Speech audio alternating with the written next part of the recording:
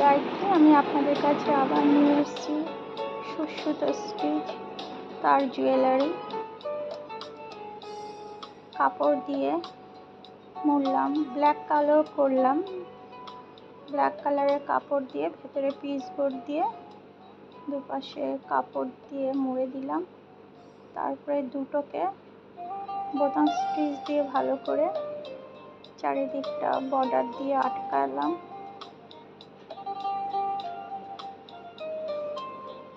প্রথমে বড় বড় করে, তারপরে ছোট ছোট ছোট ছোট করে, বড়টারই মাঝখানে একই রকমেরই কাজ। ওটা বড় ছিল, আবার একটু ছোট করে করে ওটাকে আরেকটু সুন্দর করলাম। চারিদিকটা বেসটাই তৈরি করলাম। একটু বেসটা করতেই কষ্ট, ভাবেই কমপ্লিট করলাম। এবার আসো সুশ্রুতোর যেটা মিডিলের অংশ সেটা করছি।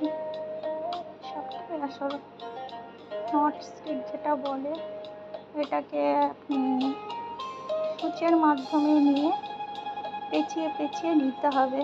এটা করাটা খুব টাফ না, তবে এটাকে সেট করতে হয়। সেট করাটাই বুঝে বুঝে সেট করতে হবে। আপনাকে ঠিক গোলাপ ফুল আনতে গেলে যেভাবে সেট করতে হবে, চিন্তা করতে হবে গোলাপ ফুলটা কেমন, সেইভাবে করতে হবে। করলেই হবে না, করে সেটাকে ঠিকঠাক সেট করতে হবে। দেখুন কীভাবে টানছি, এইভাবে টেনে তারপরে ঠিক করে ওটাকে বসাতে হবে।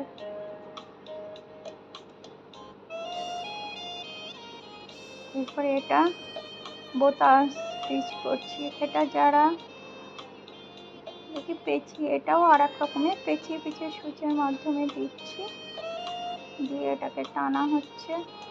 ওটা অন্যরকম, এটা আবার একটু অন্যরকম। ওটা ডাইরেক্ট পেঁচানো, এটা হাতের মাধ্যমে প্রত্যেকটা দিতে হবে। আটটা আটটা আটটা আটটা করে দিলাম।